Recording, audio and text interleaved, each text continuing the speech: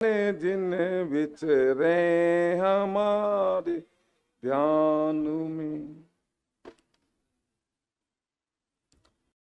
पिछले 9 दिनों से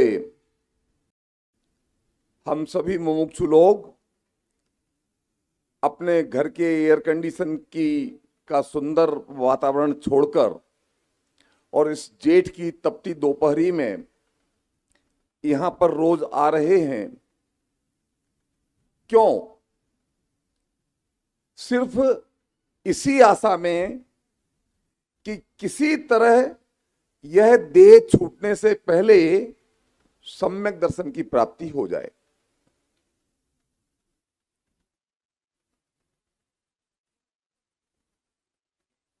हम जब कहीं यात्रा का कार्यक्रम बनाते हैं तो तुरंत सक्रिय हो जाते हैं कि जहां हमें जाना है वो कितनी दूर है, कौन कौन से साधन से वहां पहुंचा जा सकता है, वहां पर क्या क्या सुविधाएं मिलेंगी, कितना खर्चा होगा, बुकिंग अवेलेबल है कि नहीं है। क्या जब आपने अपने जीवन की साध सम्यक दर्शन प्राप्त करना तय किया है तो क्या कभी एक दिन शांति से बैठकर इस बात का आकलन किया कि सम्यक दर्शन की प्राप्ति का उपाय क्या है, सम्यक दर्शन की प्राप्ति की पात्रता और योग्यता क्या है और किस विधि से हमें सम्यक दर्शन की प्राप्ति हो सकती है।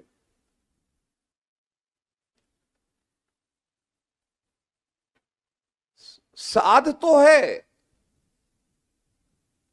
इच्छा तो है, हमें सम्यक दर्शन की प्राप्ति करनी है, परंतु अगर किसी से अकेले में प्रेम से कंधे पर हाथ रख करके पूछें, काय भैया क्या स्थिति है, सम्यक दर्शन की प्राप्ति के काजें का प्रयत्न चल रहे, कितनी यात्रा तय कर ली और कितनी बाकी रह गई, तो एकदम से एक करुण स्वर उभरता है, अरे क्या बात कर रहे, कहां हम और कहां सम्यक दर्शन, हमाओं का नंबर लगने, इतने धुरंधर बैठे उनके सामने हमाओं का नंबर लगने सम्यक दर्शन में, और हम दुबरे पतरे कमजोर से आदमी और इतना महान सम्यक दर्शन हमें कैसे मिलेगा। अरे भाई, तू ये बिना जाने और बिना समझे कि सम्यक दर्शन पाने की पात्रताएं क्या हैं और वे सारी पात्रताएं तुझमें अभी विद्यमान हैं, तू अभी और इसी वक्त सम्यक दर्शन की प्राप्ति कर सकता है, इस बात को जाने बिना बस तूने तो समझ लिया बहुत महान चीज है और हमें तो मिल ही नहीं सकती, इसलिए थक हार करके बैठ गया। हमने कभी विचार ही नहीं किया। बस आज हम अपने शेष रहे 40 मिनट में इसी बात का विचार करेंगे।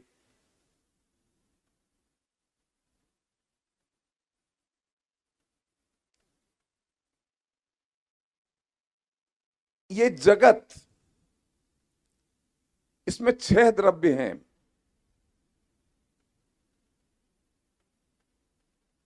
जीव, पुद्गल, धर्म, अधर्म, आकाश, काल। उन 6 द्रव्यों में मैं कौन हूं?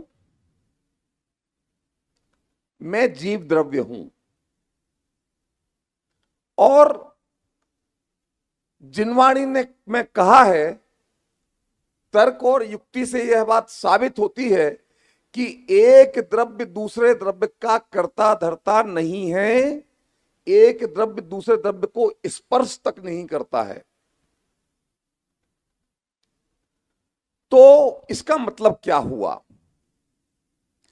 इसका मतलब यह हुआ कि इन 6 द्रव्यों में जो दूसरे 5 द्रव्य हैं पुद्गल धर्म अधर्म आकाश काल, उनके परिणमन में इस भगवान आत्मा का कोई योगदान नहीं है, इसका कोई कर्तृत्व नहीं है, ये कुछ नहीं कर सकता। अब तक तो हमने क्या मान रखा था कि हमें सम्यक दर्शन प्राप्त करना है तो पता है क्या क्या करना पड़ेगा, तीर्थ यात्राएं करनी पड़ेंगी, वंदनाएं करनी पड़ेंगी, तप करना पड़ेगा, व्रत करना पड़ेगा, उपवास करना पड़ेगा, विधान और पूजन करनी पड़ेगी, और जाने क्या क्या करनी पड़ेगी। और ये सारी बातें हमारे बूते के बाहर की बातें हैं, और इसलिए हमें तो सम्यक दर्शन हो नहीं सकता।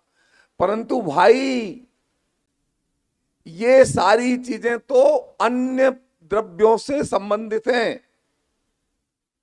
तीर्थ यात्रा, पुद्गल, धर्म द्रव्य गमन में निमित्त, अधर्म द्रव्य, इन सब का कर्ता मैं हूं ही नहीं, तो सम्यक दर्शन की प्राप्ति में इनका क्या योगदान। तो आज इस समय हमें इस बात का निर्णय करने की जरूरत है कि ये जो पूरे जगत के परिणमन का बोझा लेकर के मैं अपने सर पर बैठा था और इसलिए निराश हो चला था कि मुझे तो सम्यक दर्शन की प्राप्ति हो ही नहीं सकती है, ये 5 द्रव्यों के परिणमन का बोझा तो तेरा उतर गया पूरा। अब कितना बचा?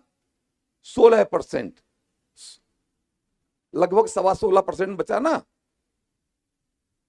तो लो, मैंने आपका 84% काम तो 2 मिनट में कर दिया। अब ये बचा एक जीव द्रव्य, पर ये एक जीव द्रव्य अपने आप में सब पर भारी है। क्यों? क्योंकि इस लोक में कितने जीव हैं? अनंत जीव हैं इस लोक में। उनका कर्ता तो मैं हूं ना? नहीं भाई, तू जो ये जो जीव द्रव्य हैं उनमें जो तू एक जीव द्रव्य है वो जीव तत्व कहलाता है, एक भगवान आत्मा। जगत के अन्य जो अनंत जीव द्रव्य हैं उनके परिणमन का कर्ता भी तू नहीं है, क्योंकि अगर उनके परिणमन का कर्ता तू बन जाएगा तो वे क्या करेंगे। और सवाल अकेला तेरा थोड़ी है भाई, तू उन सब अनंत जीव द्रव्यों का कर्ता बनेगा तो बे अनंत जीव सभी, जैसे लोकतंत्र में सभी को एक वोट का अधिकार है ना, तो ऐसे अगर तू एक जीव द्रव्य होकर सबके का कर्ता धर्ता बनने की कोशिश करेगा तो यही अधिकार उन अनंत जीवों को भी मिल जाएगा ना तेरा परिणमन करने का। तो क्या होगा? तू अकेला, तू चाहता है कि मैं सबका परिणमन करूं, सारे जगत का परिणमन मेरी इच्छा के अनुसार हो, और यही चाहत वो जगत के अनंत जीव करने लगे कि परमात्मा का परिणमन हमारी इच्छा के अनुसार होगा। तो इस गरीब का क्या होगा? मैं अकेला और अनंत जीव मेरे सामने। परंतु वस्तु व्यवस्था में यह अन्याय संभव नहीं है। इसलिए मैं जो भगवान आत्मा हूं, इस ना तो मैं किसी का अन्य जीव द्रव्यों का कर्ता धरता हूं और ना ही अन्य जीव द्रव्य भी मेरे कर्ता धरता रह गए। तो इसका मतलब जब मैं किसी का कर्ता धरता ही नहीं हूं तो इसका मतलब अगर मुझे अपना कल्याण करना है तो कहां पर जाके क्या करना पड़ेगा? हिमालय पर जाके तपस्या करनी पड़ेगी। अब मेरा कार्य क्षेत्र लोकालोक में से सिमटकर सिर्फ अपने भगवान आत्मा तक सीमित रह गया। कितना बड़ा बोझा उतर गया। अब तक तो मैं सारी दुनिया के संचालन का बोझा अपने सर पर लेकर के घूमता था। अब मुझे जो कुछ करना है अपने अंतर में करना है। मेरा कार्य क्षेत्र मात्र मेरा अपना भगवान आत्मा रहा। परंतु आपने तो कह दी, उठाई जीभ तरुआ से मार दी। ये आत्मा कोई अपने आप में भी छोटी चीज थोड़ी है। हमने सुनी कि आत्मा में अनंत गुण होत और हर गुण प्रत्येक समय परिणमित होता है, तो उसकी पर्यायें अनंत गुणों का प्रत्येक समय परिणमन का काम तो मुझे देखना पड़ेगा ना। ये कोई छोटा मोटा काम है? तो एक बात बता, तेरी ये अनंत द्रव्य है, जरा कभी गिने हैं अनंत द्रव्य? जरा गिनना शुरू करो, जोर से मत गिनना, अभी बोलने का अधिकार सिर्फ मेरा है। मन में जरा गिनती गिनो, उन अनंत द्रव्य गुणों में से कितने गुणों को जानते हो? 10 पर जाकर के गिनती अटक जाएगी।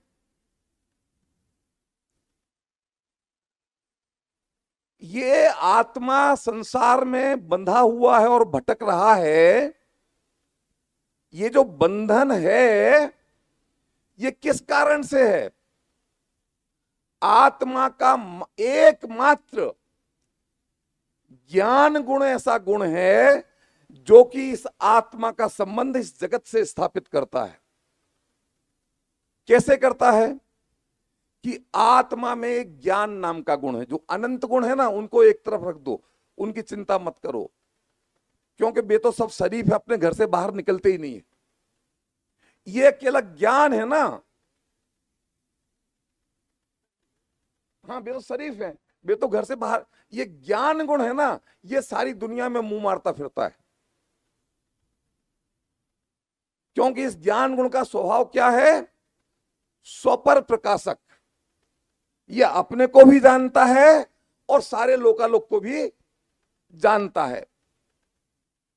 और एक और गुण है जो सारे द्रव्यों में पाया जाता है, वो है प्रमेयत्व गुण। जिस गुण के कारण से वह द्रव्य किसी ना किसी ज्ञान का विषय बनता है। तो ये मुझ में वो ज्ञान गुण है जिसका स्वभाव स्वपर प्रकाशक है, स्व को जानना और पर को जानना। और जगत के सारे द्रव्यों में प्रमेयत्व गुण है, जिसके कारण उनका स्वभाव है कि वे किसी ना किसी के ज्ञान में झलकें। तो इस कारण होता यह है कि ये आत्मा पर पदार्थों को जानता है, और जानता है तो क्या हुआ कि इस आत्मा का और उन पर पदार्थों के बीच में एक संबंध स्थापित हो गया। कौन सा संबंध है? जानने का। जब ट्रेन में साथ में जा रहे थे ना, और बहुत घुट घुट के बातें कर रहे थे, एक दूसरे के टिफिन में से भोजन कर रहे थे, तो जैसे ही वो बे भाई साहब टॉयलेट गए ना, तो बगल वाला पूछता कि तुम्हारे कोई रिश्तेदार हैं क्या? ये कि नहीं नहीं कुछ नहीं है। तो फिर क्या संबंध है? कि बस इतना संबंध है कि ये इनके मामा जी हमारे मामा जी के गांव में एक बार गैया बेच गए थे। इतनी पहचान है, इतनी पहचान है, और कोई संबंध नहीं है। तो ये जगत के पदार्थों से जो हमारा संबंध स्थापित है, वो कौन सा संबंध है? कोई इन पदार्थों ने हमें चैन से जंजीरों से जकड़ लिया है क्या? जेल में बंद कर दिया है क्या? कुछ नहीं, बस ये हमारे ज्ञान का गेय बनते हैं, हम उन्हें जानते हैं, पर इतना हमारा इनका संबंध है। ये बंधन है, कोई दूसरा बंधन है नहीं। तो अब इस संसार के बंधन से हमें मुक्त होना है, तो क्या करना पड़ेगा? क्या करना है? जगत के जीव तो अनंत हुए, तो वे अनंत जीव, फिर पुद्गल अनंत अनंत, धर्म अधर्म आकाश एक एक, और काल लोक प्रमाण असंख्यात, और उन सबको ये भगवान आत्मा जानता है, तो उनसे एक संबंध से बंध गया है। अब एक एक बंधन काटना पड़ेगा ना, एक एक बंधन काटना पड़ेगा ना। इतने बंधन हम कब काटेंगे, कैसे काटेंगे? ये सारे, ये पूरे हॉल की लाइट्स बुझानी हो तो क्या करना पड़ेगा? हर लाइट के पास जा करके फूंक मारनी पड़ेगी। इसका जो कनेक्शन है मेन बोर्ड पर, बस वहां से कनेक्शन काट दो, सब बुझ जाएंगी। तो इस आत्मा को ये अनंत जगत के अनंत पर पदार्थों से जो संबंध स्थापित है, कौन सा संबंध है? ज्ञेय ज्ञाता का संबंध। इस संबंध को डिस्कनेक्ट करना है तो क्या करना पड़ेगा? बस आंख बंद कर ले और संबंध 1 मिनट में टूट जाएगा। आज तक ये आत्मा दो चीजों से, दो प्रकार की चीजों से, पर पदार्थों से बंधा हुआ है। एक एकत्व और ममत्व से, ये पर पदार्थ हैं, ये मैं हूं और ये मेरे हैं, इस बात से बंधा हुआ है। और दूसरा, मैं इनका करता धरता हूं, इस मान्यता से बंधा हुआ है। ये देह मेरी है, ये इस देह के साथ में ममत्व हो गया। और ये मेरी तो, ये निर्णय तो परायों के साथ होता है, ये मेरा और ये तेरा। अरे ये देह तो मैं ही हूं, अगर ये देह नहीं तो मैं परमात्मा प्रकाश नहीं रहूंगा। तो आज तक हमने, ये मैं पूर्व पक्ष बोल रहा हूं, उत्तर पक्ष नहीं बोल रहा हूं। हाँ, तो आज तक हमने ये माना है कि ये देह जो है वही मैं हूं और ये देह मेरी है। और मैं क्या करता हूं? अपनी तरफ तो दृष्टि डालता ही नहीं हूं, पर पदार्थों को ही ज्ञान का ज्ञेय बनाता हूं। तो इन दो मान्यताओं से हम इस जगत में बंधे हुए हैं, पर पदार्थों के साथ, एकत्व और ममत्व बुद्धि से, और उनकी कर्तृत्व भोक्तृत्व वृत्ति से। आज तक चलो दुनिया के कर्ता धर्ता तो हम नहीं हैं, पर ये हमारे परिणामों के कर्ता तो हम हैं ना। ये जो आश्रव भाव हो रहे, इनका कर्ता धर्ता तो मैं हूं ना। ये जीव मानता है, ये जो परिणाम हो रहे हैं, आश्रव भाव हो रहे हैं, इनका कर्ता ये जीव अपने आप को मानता है। इसलिए समय सार के कर्ता कर्म अधिकार की गाथा 71 में आचार्य भगवान कहते हैं कि जिस दिन यह आत्मा इन आश्रवों का कर्तापना त्याग देगा, उसी दिन मुक्त हो जाएगा। क्या? हमें और कुछ नहीं करना है, हमने इन आश्रव भावों का कर्ता, भाई क्या करना चाहिए? सुबह उठ के क्या करना चाहिए? मंदिर दर्शन करने जाना चाहिए, पूजन विधान करना चाहिए, स्वाध्याय करना चाहिए। क्यों करना चाहिए? पुण्य को बंधोत। बात तूने सही कही, पुण्य को बंध होत।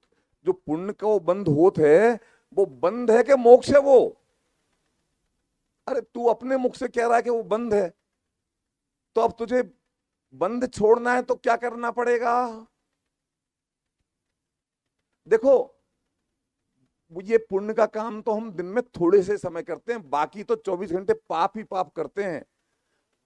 करते पाप ही पाप हैं, पुण्य कम करते हैं, पर पाप को तो हम छोड़ने के लायक मानते हैं। इसलिए उसकी क्या चर्चा करके अपना समय खराब करना, वो तो सब मानते हैं।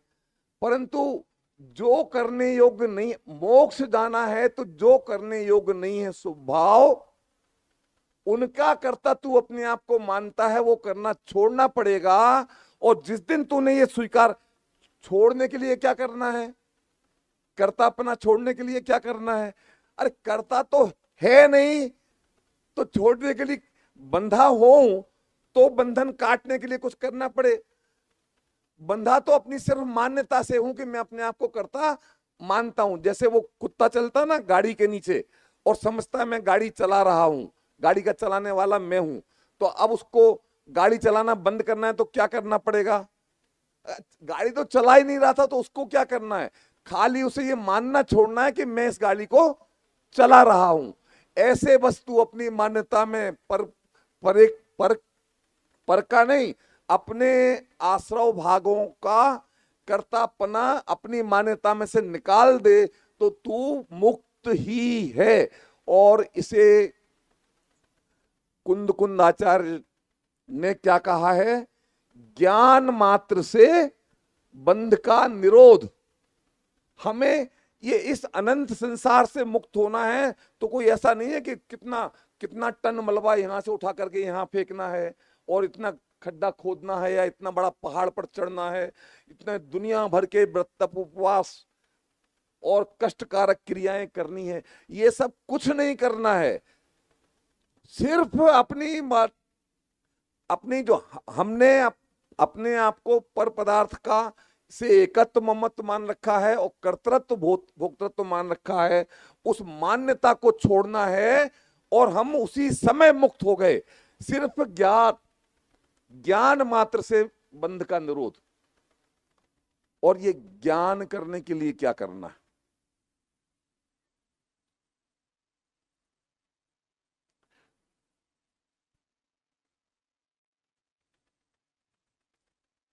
देखिए, ये बात तो मैंने अध्यात्म की दृष्टि से थियोरिटिकली कही और इस पर आप गंभीरता से विचार करोगे तो आपको समझ में भी आ जाएगी, स्वीकार भी हो जाएगी। अब इसे हम ये जो प्रक्रिया है ना, जो लोक में प्रचलित है, जो हम बताते हैं, विधि बताते हैं, जरा उस पर घटा करके देखें। मैं एक बात पूछता हूं, आप सब जानते हो सम्यक दर्शन क्या है?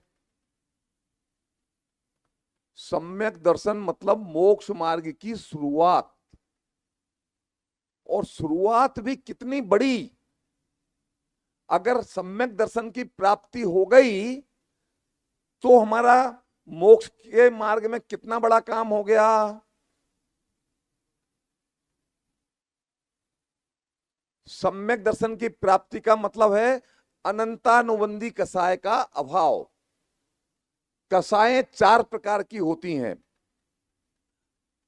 कौन कौन सी? क्रोध, मान, माया, लोभ।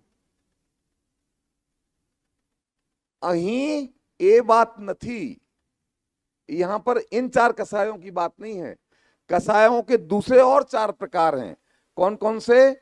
अनंतानुबंधी, अप्रत्याख्यान, प्रत्याख्यान और संजोलन। सम्यक दर्शन की प्राप्ति हुई, इसका मतलब क्या है? अनंतानुबंधी कसाय का अभाव हो गया। तो 4 में से एक गई, कितने % काम हुआ? 99%। 99% नहीं, 99.99%। अरे वो भी नहीं, लगभग पूरा काम हो गया, कुछ नहीं बचा। क्यों? क्योंकि सम्यक दर्शन से पहले हम संसारी जीव हैं। हमारे मोक्ष का क्या ठिकाना है, कब होगा हमको मोक्ष, कुछ पता नहीं। पर सम्यक दर्शन होते ही सीमा बंध गई कि अब अर्ध पुद्गल परावर्तन काल से ज्यादा इस संसार में टिकेगा नहीं। तो इसका मतलब अब तक हम कौन थे? संसारी थे और संसार मार्गी थे। अब हम भले संसारी तो हैं, पर हम संसार मार्गी नहीं रहे, हम मोक्ष मार्गी हो गए। और जो अनंत कसाएं बंधती थी वे खत्म हो, उनका बंध खत्म हो गया। अब जो अप्रत्याख्यान, प्रत्याख्यान और संजोलन बचे ना, वे तो कुछ नहीं है, चने मुरमुरे जैसी साधारण चीजें हैं। उनकी चर्चा अपन बाद में करेंगे। तो ये जो इतना बड़ा काम है, पहाड़ जैसा अनंतानुबंधी कसायों को त्यागने का, वो काम कब होता है भैया? किस अवस्था में होता है? सम्यक दर्शन की प्राप्ति का पुरुषार्थ, महिपाल जी, सम्यक दर्शन की प्राप्ति का पुरुषार्थ किस अवस्था में होता है? मिथ्यात्व की अवस्था में होता है ना। और हम कौन है? एक आध को छोड़ दो, मैं नहीं जानता हूं, बाकी सब तो उसी बादशाही गुण स्थान में है ना। तो हम समझते हैं अरे हम कौन, हम तो अदने से आदमी, छोटे से आदमी, हम कहां सम्यक दर्शन की। अरे हाँ, इसी भूमिका में, इसी योग्यता में सम्यक दर्शन की प्राप्ति का पुरुषार्थ होता है। सम्यक दर्शन की एमए पास व्यक्ति एमए करेगा, या जो एमए जिसने नहीं किया है वो करेगा? अनपढ़ आदमी पढ़ेगा या पढ़ा पढ़ाया? तो सम्यक दर्शन की प्राप्ति का पुरुषार्थ मिथ्या दृष्टि जीव ही करता है। अच्छा, तो मिथ्या दृष्टि जीव का जीवन कैसा होता है? आपने गुणस्थान तो पढ़े होंगे ना। इस सम्यक दर्शन का गुणस्थान है चौथा गुणस्थान। तो चौथे गुणस्थान में कौन कौन से व्रत होते हैं? चौथा गुणस्थान जो है वो तो अव्रत सम्यक दृष्टि है, इसमें व्रत नहीं होते हैं। तो जब चौथे गुणस्थान में सम्यक दृष्टि को व्रत नहीं होते हैं, तो पहले गुणस्थान के मिथ्या दृष्टि को कहां से व्रत होंगे? तो हम दिन रात इस बोझ से बोझिल कि हमसे तो 2 घंटा भूखो नहीं रहो जात, और हम कैसे सम्यक दर्शन को पुरुषार्थ करें? ये बोझा तो तेरे दिमाग से उतर गया ना कि सम्यक दर्शन की प्राप्ति के लिए तुझे 2 दिन क्या 2 घंटे भी भूखा रहने की जरूरत नहीं है। सामान्य श्रावकाचार जिसको हो, जिसको मध्य मास मधु पंचोदंबर फल का त्याग हो, वह जीव सम्यक दर्शन की प्राप्ति की पात्रता रखता है। कोई बहुत बड़े बड़े प्रतिज्ञाएं उसको नहीं लेनी है, बहुत बड़े बड़े व्रत तप उपवास करने की आवश्यकता नहीं है। तो क्या व्रत तप उपवास जीवन में कभी करने नहीं पड़ेंगे? करने पड़ेंगे, करने पड़ेंगे। वो समय आएगा, करने नहीं पड़ेंगे, हो जाएंगे। परंतु तेरा लक्ष्य तो सम्यक दर्शन की प्राप्ति करना है ना। सम्यक दर्शन के लिए ये सब कुछ करने की जरूरत नहीं है। क्या है? सम्यक दर्शन की प्राप्ति होती है 5 लब्धि पूर्वक होती है। कौन कौन सी? क्षयोपशम लब्धि, विशुद्धि लब्धि, देशना लब्धि, प्रायोग्य लब्धि और करण लब्धि। मैं इनकी बहुत लंबी व्याख्या नहीं करूंगा, समय कम है।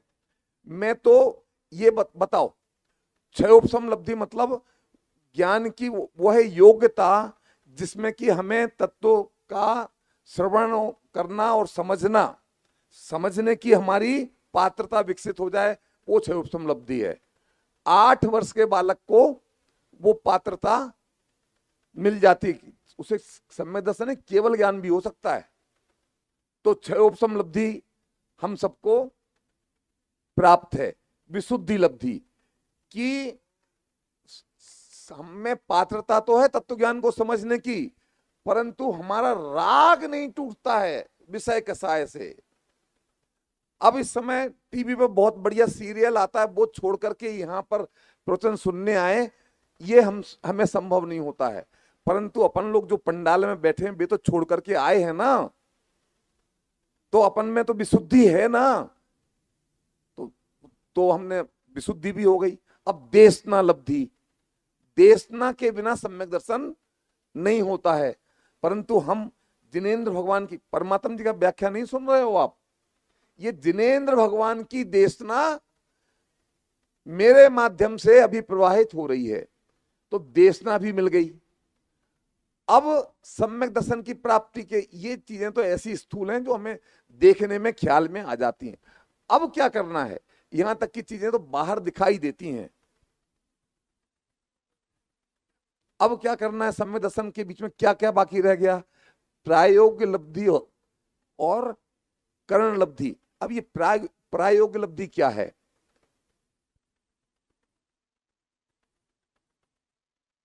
प्रायोग्य लब्धि में कितने अठाई, कितने तेले, कितने करने पड़ेंगे बताओ? ये प्रायोग्य लब्धि क्या है? ये प्रायोग्य लब्धि जिनेंद्र भगवान की देशना में तुमने जो आत्मा परमात्मा का 7 तत्वों का स्वरूप सुना है, देवशास्त्र गुरु का जो स्वरूप समझा और जाना है, उसी का निरंतर चिंतन करना है। उसका नाम प्रायोग्य लब्धि। निरंतर उसी का चिंतन करना है। अगर हम पूरा जुट जाएं और जुट करके करें तो सम्यक दर्शन की प्राप्ति का कोर्स कितना है? अंतर मुहूर्त का। तो बताओ कोई पहाड़ तोड़ना है, कितनी भागदौड़ करनी है, शिविर लगाना पड़ेगा तो हो जाएगा सम्यक दर्शन। कितना काम करना है और कार्य क्षेत्र क्या है, मात्र चिंतन मनन का काम करना है और कार्य क्षेत्र मेरा स्वयं का भगवान आत्मा है, कोई दूसरा नहीं। किसी के समर्थ यहां शिविर लगाना है तो बहुत बड़ी टीम चाहिए, अध्यक्ष महामंत्री से लेकर के दरी बिछाने तक के कार्यकर्ता, और करोड़ों रुपए की एंटी ढीली करनी पड़ती है। परंतु ये अगर सम्यक दर्शन प्राप्त करना है तो कोई नहीं चाहिए, कोई नहीं चाहिए। सिर्फ आप जहां बैठे हो वहां बैठे रहो, एक कदम भी इधर उधर जाने की जरूरत नहीं है। और जो भगवान आत्मा का जो स्वरूप हमने सुना है, बस उसका विचार करो और हो जाएगा सम्यक दर्शन। देखो, अभी तक जो बात करी हमने ज्ञान गुण की बात करी है, पर जब देशनालब्धि में अब जो आप कहते हो उतना हमने जान लिया, वो आप कहो तो बता दें, बोलो क्या सुनना है। आत्मा कैसा है, अनंत गुणों का गोडाउन, अनंत शक्तियों का संग्रहालय। तो आप कहते हो कि ज्ञान मात्र से बंध का निरोध हो जाएगा और हमें ज्ञान हो गया है। आप हमारे वचन जिनवाणी से मिला लो, उसमें कोई भी फेरफार आपको दिखाई नहीं देगा, तो फिर सम्यक दर्शन क्यों नहीं होता है। यहां पर एक और गुण की एंट्री हो जाती है, श्रद्धा गुण की। ज्ञान गुण ने 7 तत्वों के स्वरूप का जो निर्णय किया है, भगवान आत्मा के स्वरूप का जो निर्णय किया है, ज्ञान क्लियर है इस बात में कि यही है, इसमें कोई दूसरा फेरफार नहीं है। पर श्रद्धा गुण उसको स्वीकार नहीं करता है। तो श्रद्धा गुण, पहले तो श्रद्धा गुण कहां से लाना, ये डिवाइस इस डिवाइस के साथ कॉम्पिटेबल नहीं है। इसको कॉम्पिटेबल करने के लिए क्या करना पड़ेगा, कोई दूसरी डिवाइस इंपोर्ट करनी पड़ेगी। ज्ञान हमारे अंदर आत्मा के का ज्ञान गुण अब श्रद्धा गुण से कॉम्पिटेबल नहीं है। और अगर ज्ञान गुण ने जो जाना है उसे श्रद्धा गुण स्वीकार कर ले और आपका काम हो गया, तुरंत सम्यक दर्शन हो गया। अब वो नहीं है तो करने का पुरुषार्थ कहां करना है।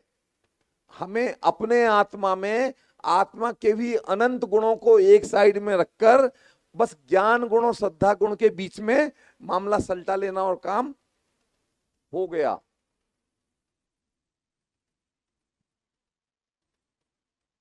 पर मामला इतना आसान नहीं है।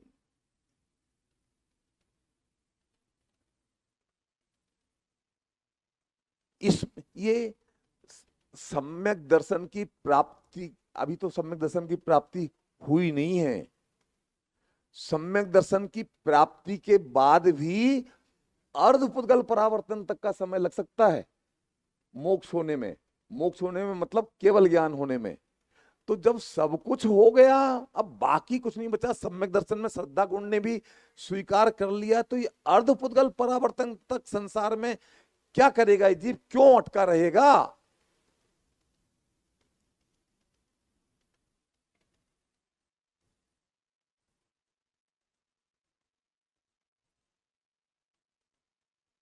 जो कुछ भी करना पड़ता है, कार्य क्षेत्र मात्र भगवान आत्मा है। और बस दिन रात आत्मा का चिंतन, एक यही काम करना है जो कि हमें सम्यक दर्शन की प्राप्ति कराएगा, जो हमें केवल ज्ञान की प्राप्ति कराएगा। एक बात और बताता हूं आपको, थोड़ा आगे बढ़ते हैं। अभी वो एक दिन हल्का सा इशारा किया था ना पंडित अभय कुमार जी ने, कि रोला शतक में ये उल्लेख आया है हल्का सा कि करण लब्धि के जो परिणाम हैं उस वे भी सम्यक दर्शन की श्रेणी में आते हैं। अरे भाई, वैसे तो सही बात यह कि करण लब्धि के काल में भी मिथ्यात्व कर्म का ही उदय है, अभी अनंतानुबंधी नष्ट नहीं हुई है, इसलिए उसका नाम सम्यक दर्शन तो पड़ नहीं सकता है। परंतु एक बात तय है कि एक दफे ये करण लब्धि के परिणामों में चढ़ गया जीव तो अब वापस लौटने की गारंटी नहीं है, अब तो सम्यक दर्शन पाकर के ही उठेगा। इसलिए उस अपेक्षा से आप कह सकते हो कि अब क्या है, 6 फेरे हो गए, अकेली बरमाला ही तो डालनी है, 7वां फेरा तो करना है और बस हुआ जाता है। और वो 7वां फेरा होना तो 6 फेरे होने के बाद में 7वें फेरे की तो गारंटी नहीं है, पर करण लब्धि के बाद में सम्यक दर्शन की गारंटी है और है। वो बात अलग है कि सम्यक दर्शन एक बार हो जाए और फिर छूट जाए, ये तो संभव है, पर सम्यक दर्शन एक बार होकर के ही रहेगा।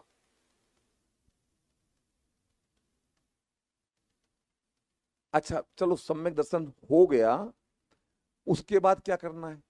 अभी सम्यक दर्शन हो गया, अभी अपन ने चर्चा की कि ये अव्रत सम्यक दर्शन का गुण स्थान है, मतलब इस गुण स्थान में भी व्रत नहीं होते और इसीलिए बड़ा मुश्किल है इसको पहचानना, क्योंकि सम्यक दर्शन हो गया परंतु उसका बाहरी आचरण और व्यवहार बिल्कुल वैसा का वैसा है जैसा सम्यक दर्शन होने से पहले था, उसमें कोई परिवर्तन ही नहीं आया। परिवर्तन आया क्यों नहीं? क्योंकि उसके आने की आवश्यकता नहीं थी। अगर वो आवश्यक होता परिवर्तन आना तो उस परिवर्तन के आए बिना सम्यक दर्शन की प्राप्ति होती नहीं। अच्छा, फिर सम्यक दर्शन के बाद में अणुव्रत आए जीवन में। अब उल्टी तरफ से पकड़ो, अब तक तो व्रती था और अब व्रती हो गया, तो बताओ ये आत्मा की योग्यता में क्या अंतर पड़ा? वो बात सही है कि अनंतानुबंधी गई थी पहले, अब अप्रत्याख्यान कसाय भी चली गई। कर्णान योग के हिसाब से खाता वही में खतौनी हो गई, अप्रत्याख्यान कसाय चली गई, परंतु इस आत्मा के उसमें क्या फर्क पड़ा बताओ? पर इतना ही है, विरह काल थोड़ा कम हो गया। चतुर्थ गुण स्थान वर्ती सम्यक दृष्टि को जितनी अवधि के बाद में दोबारा सा एकाध समय के लिए अनुभूति होती थी वो देर से होती थी, पंचम गुण स्थान में थोड़ी जल्दी जल्दी होने लगी, थोड़ी, बहुत फर्क नहीं। अच्छा, और पंचम गुण स्थान के बाद में जब छठा गुण स्थान आया, महाव्रत आ गए, तो आपकी कर्णान योग में तो खतौनी में से प्रत्याख्यान कसाय भी नष्ट हो गई, परंतु आप में क्या अंतर पड़ा? आत्मा में कसाय कम हुई, वो उस कसाय के अभाव रूप वितरागता प्रकट हुई है, परंतु अभी केवल ज्ञान की प्राप्ति में अभी भी केवल ज्ञान की प्राप्ति के लिए क्या करना पड़ेगा? देखो, चतुर्थ गुण स्थान से पहले मिथ्यात्व की अवस्था में भी सम्यक दर्शन की प्राप्ति के लिए सिर्फ तत्व चिंतन ही करना था और कुछ नहीं करना था। सम्यक दर्शन की प्राप्ति होने के बाद में पंचम गुण स्थान में जाने के लिए भी कुछ नहीं करना था। जब पंचम गुण स्थान में व्रत लिए, अणुव्रत लिए, वो किसने लिए? अव्रती ने लिए ना। चतुर्थ गुण स्थान में तो व्रत नहीं हुए ना, व्रत होते तो वो पंचम में हो गया, तो व्रत लिए बिना हो गया ना पंचम गुण स्थान, ठीक है। अच्छा, पंचम गुण स्थान से छठे गुण स्थान में गया तो वो महाव्रत स्वीकार किए, वो किस अवस्था में किए? अणुव्रत की अवस्था में। अच्छा, महाव्रत भी हो गया, नग्न दिगंबर भावलिंगी संत, परंतु केवल ज्ञान के बीच में कितनी दूरी है? केवल ज्ञान का कोर्स कितना है भैया? सिर्फ अंतर मुहूर्त, और उस अंतर मुहूर्त के आने में आदिनाथ जैसे छायक सम्यक दृष्टि जन्म से तीर्थंकर का जीव तद्भव मोक्षगामी, और उनको कितने वर्ष लग गए? 1000 साल। और 1000 साल बाद में जब उन्हें केवल ज्ञान हुआ, वो काय से हुआ? आत्मा के चिंतन से, स्वरूप के चिंतन से, महाव्रतों से नहीं हुआ। अगर महाव्रतों से आत्मानुभूति होती, केवल ज्ञान होता, तो महाव्रत तो 1000 साल पहले जिस दिन मुनिराज बने थे उस दिन धारण कर लिए थे। और वे महाव्रत धारण करने के बाद में 1000 साल तक एक कदम आगे नहीं बढ़े केवल ज्ञान पाने की दिशा में। अगर महाव्रत उसमें कार्यकारी होते तो जिस दिन महाव्रत धारण करे थे उस दिन हो जाता। जिस दिन केवल ज्ञान हुआ वो काय से हुआ? आत्मा के अनुभव से, आत्मा की लीनता से, आत्मचिंतन से। तो बताओ करने योग्य कार्य क्या है? ये बात अलग है कि छठे गुण स्थान में आ गया तो विरह काल घट करके अंतर्मुहूर्त रह गया। पंचम गुण स्थान में बहुत लंबे लंबे समय के बाद में अपने स्वरूप में स्थिर होता था। अब छठे गुण स्थान में जब महाव्रती हो गया तो विरह काल घट करके अंतर्मुहूर्त हो गया। अंतर्मुहूर्त में, प्रत्येक अंतर्मुहूर्त में एक बार तो अपनी आत्मा में लीन होगा ही होगा, भले एक समय के लिए हो और बाहर आ जाए। अगर अंतर्मुहूर्त तक के लिए लीन हो गया तब तो केवल ज्ञान नहीं हो जाएगा। तो विरह काल भले घट गया परंतु प्रक्रिया क्या पूरी करी? और छह डाला में तो कहते हैं कि मुनिव्रत धार अनंत बार ग्रैविक उपजायो। वो जो मुनियों की चर्चा है वे कौन से मुनियों की चर्चा है?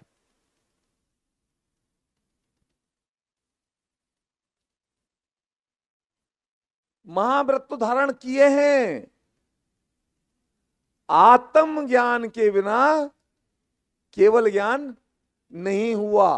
तो केवल ज्ञान की प्राप्ति के लिए और सम्यक दर्शन की प्राप्ति के लिए क्या करना है? एकमात्र योग्यता, फाइनल योग्यता क्या है? पूरी कैबिनेट एक मत हो कि नोटबंदी करने लायक नहीं है, पर एक मोदी जी नहीं माने तो नहीं हो सकती। अगर एक मोदी जी जिद पे अड़ गए तो नोटबंदी करके रहे, और सारे लोग कहते हैं नोटबंदी करो करो, अकेले मोदी जी अड़ जाते कि नहीं करनी तो नहीं होती। तो समझ लो कि आपकी सारी वृत्तियां लग गई, आपने महाव्रत धारण कर लिए, परंतु अगर एक श्रद्धा गुण आत्मा में स्थित नहीं हुआ तो कल्याण नहीं होगा। और सब कुछ जैसा है यथा योग्य रहे और एक श्रद्धा गुण आत्म सन्मुख हो जाए और केवल ज्ञान हो जाएगा। तो कार्यकारी अंत में क्या रहा? डिसाइडिंग फैक्टर क्या है? सिर्फ आत्मचिंतन। तो बताओ अब वो आत्मचिंतन करने की पात्रता हमारे पास है कि नहीं? योग्यता हमारे पास है कि नहीं? उतना क्षयोपशम हमारे पास है कि नहीं? और जब इस संसार के ताप से हम दग्ध हुए, परेशान हुए, और हमने इस बात का निर्णय किया कि नहीं नहीं हमें तो अब मोक्ष जाना है, और इसलिए हमने संसार के विषय कसाई की लोलुपता छोड़ करके वहां से अपना ध्यान हटा करके इस स्वाध्याय में अपना ध्यान लगाया, तो शुद्धि की वृद्धि हुई कि नहीं? और हमारे अहोभाग्य से इस पंचम काल में हमें तीर्थंकर भगवान की वह दिव्य देशना भी मिल गई जो आत्म कल्याणकारी है। तो अब हमें सच्चा मार्ग खोजने के लिए भी कहीं भटकने की जरूरत नहीं है। तो अब क्या करना शेष रहा? तस्वीर खुदा की दिल में है, जब चाहा गर्दन झुकाई और देख ली। हमें कुछ नहीं करना, कहीं नहीं जाना, जो करते आए हैं वो सब बंद करके एक स्थान पर बैठकर अपने आत्मा के स्वरूप का चिंतन करना है। और हमें सम्यक दर्शन की प्राप्ति करने से कोई रोक नहीं सकता है। अरे आप बात तो कहते हो सम्यक कोई रोक नहीं सकता है, पर वो तो आपको पता नहीं है, वो 6 महीने 8 समय में सिर्फ 608 जीवों को होता है। अब हमारा नंबर कहां लगे? अब कैसे नहीं लगे तुम्हारा नंबर? इतने मुत्केरे आए थे, सब उठकर चले गए। अब तुम अकेले यहां बैठे, तुम्हारा नहीं लगे तो उनको लगे हैं? कौन को लगे? अरे भाई तू इस बात की बे, जो 6 महीने 8 समय में 608 जीवों का को सम्यक दर्शन होता है और 608 जीवों को निर्वाण होता है, उनके सिर पर कोई सींग नहीं होते हैं, उनमें कोई एक्स्ट्रा कुछ नहीं होता है। वे भी हम तुम जैसे ही होते हैं। और वे कब इस लाइन में लग लिए पता नहीं लगेगा। अभी अपन यहां बैठे और कल जाकर के वेदी पर विराजमान हो जाएंगे। इसलिए इस बात की चिंता मत कर कि वो 6 महीने 8 समय में जो 608 जीव उसमें मेरा नंबर लगेगा कि नहीं। तू तो सिर्फ आत्मा में रमणता का अपना पुरुषार्थ कर, इसी जीवन में अभी सम्यक दर्शन की प्राप्ति होगी होगी और होगी। और सभी जीवों को यह देह छूटने से पहले सम्यक दर्शन की प्राप्ति हो और इसी जीवन में अपने भव के अभाव का मार्ग प्रशस्त करें, ऐसी मंगल भावना।